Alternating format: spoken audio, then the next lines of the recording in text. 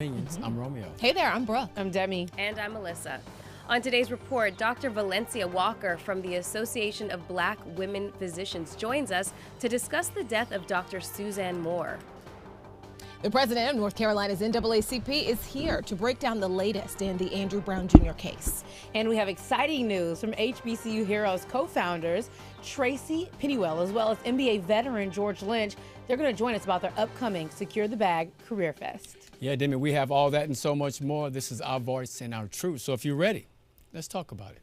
To me, this reeks of conflict of interest. Do we know if he actually waved a gun? We only hear one side of the story. This just really did make me feel good that the justice system did what they needed to. We're going to keep following this story, and we will have the latest for you.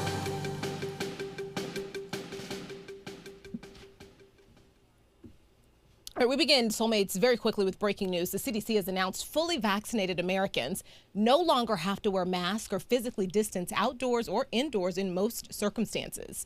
Non-vaccinated people still need to wear masks and practice social distancing. Masks will still be required for all Americans in medical settings, public transportation, airplanes, prisons, homeless shelters, and of course businesses that elect to keep the rule. The CDC says people with compromised immune systems should speak with their doctors before giving up masks. And that brings us to our top story, an update in the case of Dr. Susan Moore. You'll remember Dr. Moore was a black doctor who died battling COVID-19 after being treated at Indiana University Health Hospital.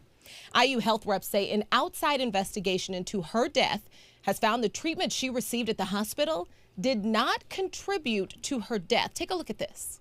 Since your shift started at 7. Well, I had other people, and I had to take the shift change. We had to get a report. I am a patient. Are you going to take care of me or not? And he went in. Now, that is not how you treat patients. Period. So I don't trust this hospital, and I'm asking to be transferred. This is the doctor there before her death, sadly discussing her experiences. An IU health statement did acknowledge a, quote, lack of empathy and compassion was shown in the delivery of her care. The panel of 6 outside experts concluded Dr. Moore suffered from a lack of cultural competence on the part of those treating her. Moore was 52 years old when she died this past December. She died 2 weeks after being released from IU Health and then admitted to a different hospital. Dr. Moore had been a family medicine physician who had practiced in Indiana since 2009. Joining us now is Dr. Valencia Walker to discuss this case and how the Association of Black Women Physicians is advocating for answers. Welcome to the Black Report, Dr. Walker. Thank you so much. Can you hear me okay? We can hear you. Thank you so much for joining us to talk about this horrible story. Brooke just reported that a recently released report found that the care Dr. Moore received at Indiana University Health North did not contribute to her death. However, a review by a panel of 6 outside experts concluded Dr. Susan Moore suffered from a lack of cultural competence. What do they mean by a lack of cultural competence? Thank you for asking me that question. But first, can we just stop and give our condolences to her family? Absolutely. It is difficult for me to watch that video. I teared up just in the moment, and I just have to acknowledge that grief, even for someone like me who did not know her. But as a physician, you would think within our own profession, we should be able to advocate for the best care. And when you talk about culturally sensitive, it's one of several I might refer to as euphemisms, ways of saying the words we don't want to say. As a Black person, as a Black woman, she was not treated with dignity and respect. She was not treated with compassion. And we know that in this country, for so many people that are minoritized, Black, Indigenous, Latinx, so many others, we don't get that same care when we come to hospital systems, when we come to clinics, when we come to the emergency rooms. And a lot of that is because not always that people are intentionally cruel, but your ignorance and your lack of awareness can cause just as much harm. And by being more culturally sensitive, you don't have to know it all, but you have to at least recognize your blind spots and recognize ways to make sure your bias and the things that maybe you aren't aware of don't inadvertently cause harm or mistreatment to the patients that you're entrusted with their care. Doctor, although it's not legally binding, I do know many doctors still take an ethical oath to first do no harm. I'm curious, does a lack of cultural competence not violate that on an ethical basis? So that's a great question. I appreciate you asking it and phrasing it that way. By first doing no harm, it's a very broad, all-encompassing term. And so yes, everything can easily fall under that umbrella. And as physicians, most of us are nerds, right? We were the kids that were awkward and always had our heads in books growing up, often is the story you'll hear. But that curiosity to want to learn more, to want to understand, should absolutely cross over into cultural awareness, into your compassion, into your empathy, into your desire to have a meaningful connection with your patient so that they trust you. Because that was the other thing that Dr. Moore said in her video. And we know that there's a long history of mistrust that continues to harm and affect Black people and how they engage with the healthcare system. So as physicians, when you're aware of that history and you're saying first do no harm, part of that work is being intentional and making sure you address the worries and the concerns of your patient. You know, we've heard the expression, it's not what you say, it's kind of how you make me feel. And this, you know, I'm not giving the full quote, but we can understand that here. You can give me the right answer, but if you speak to me in a way that's disrespectful, how am I supposed to receive that? And so I think hopefully that puts into context your question, that first and foremost, doing no harm, yes, is having that commitment to connecting with your patients regardless of racial or ethnic or cultural or religious or even nationality or gender or ability or any of the other quote unquote isms that try to separate and divide us as people within society. There's no room for that. There should be no tolerance for that when you're coming to a place for healing. Doctor, it is so amazing just to hear from someone who looks like me. I just have to tell you that today. And thank you for providing, you know, your insight and information on our program. We really appreciate it.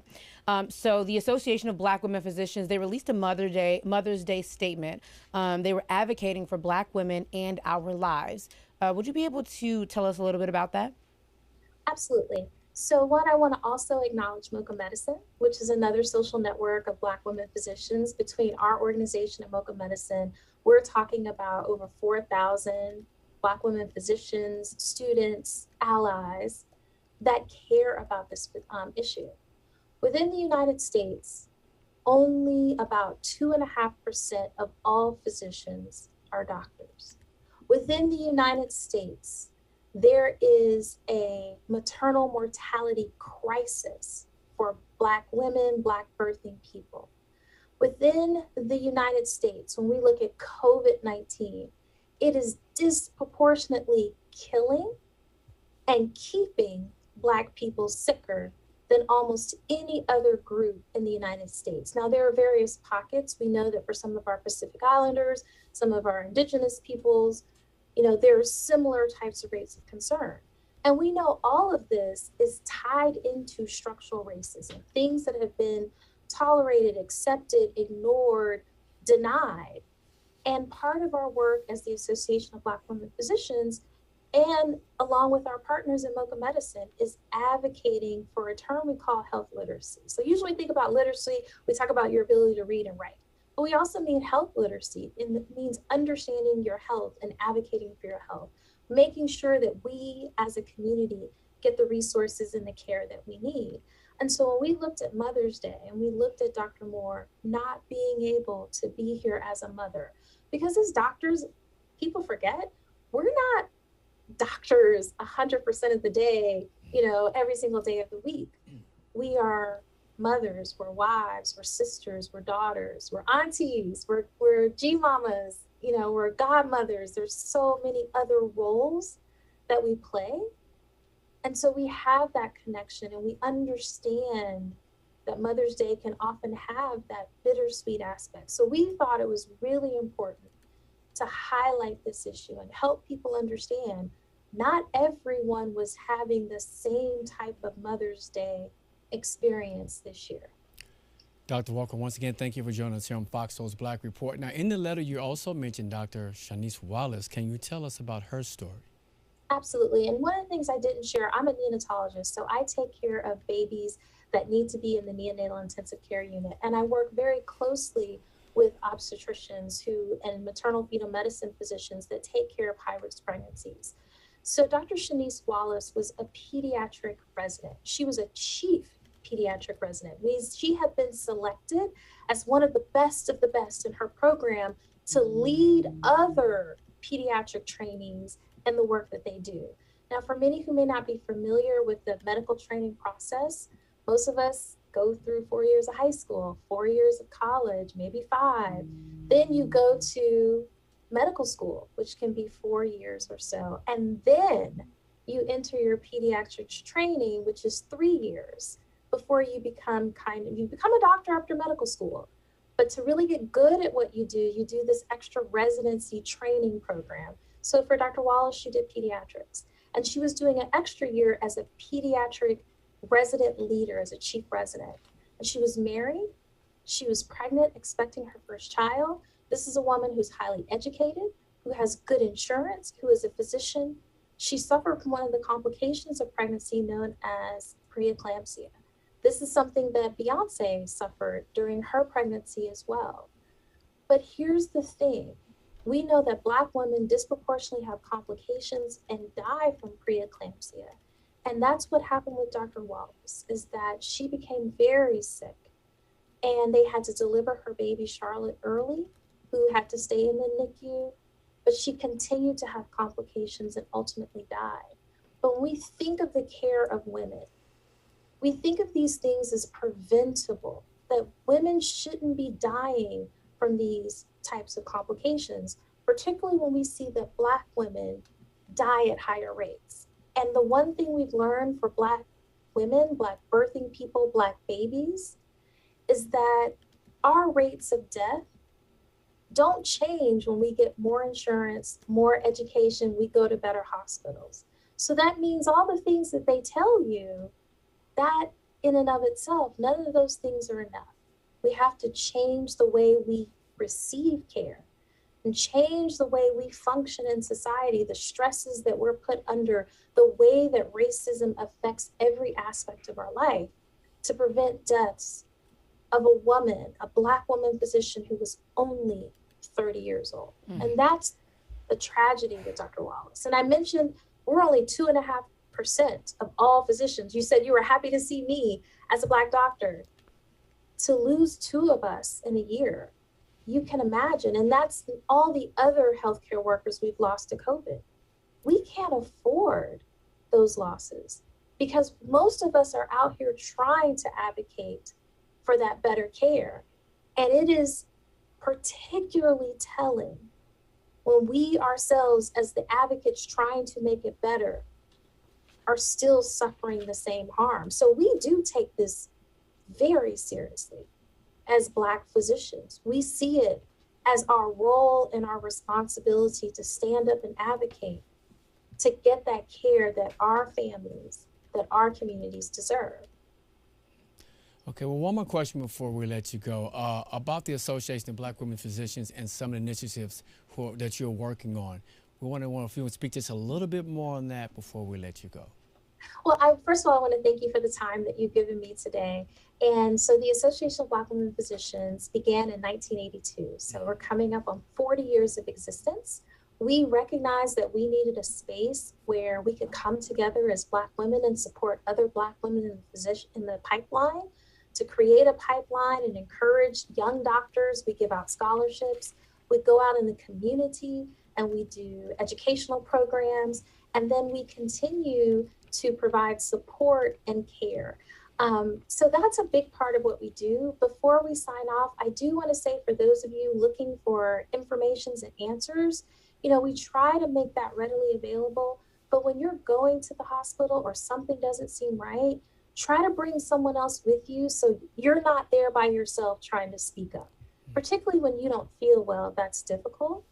And then continue to reach out to organizations such as ours to get that additional knowledge and information. There's a lot of misinformation out there. And, your brother, your cousin, your friend may mean well, but there's so much misinformation out there. We want you to come to us as a resource to really help you deal with a lot of these difficult decisions when it comes to decisions about your health. Wait, Dr. Walker, before you go, I just have to say you have such a peaceful demeanor. And I have such a health anxiety when you're going, and I think a lot of us do for some of these reasons we're talking about. And it would just be so nice to every doctor I experienced had a peaceful demeanor like you. It was very nice to speak to you. Thank you. Thank you so much for having us. And I want to applaud you, because we need these platforms to get our message out. This is one of the ways that we change the dynamics, by making people aware. So thank you for partnering with us and helping us get the message out about Dr. Moore, Dr. Wallace, and about making sure that our families get the care that they need. Yes. Thank you so much for joining us today, Dr. Walker. We will definitely have you back. Thank you again. Could have a conversation with her all day. I know. Yes, so peaceful. soothing. It's amazing, yeah. All right, soulmates, the families of Pamela Turner, George Floyd, and Breonna Taylor joined activist and attorney Ben Crump for a justice rally in Baytown, Texas today. The rally is being held on the second anniversary of Turner's death. She was shot multiple times by a Baytown police officer on May 13, 2019.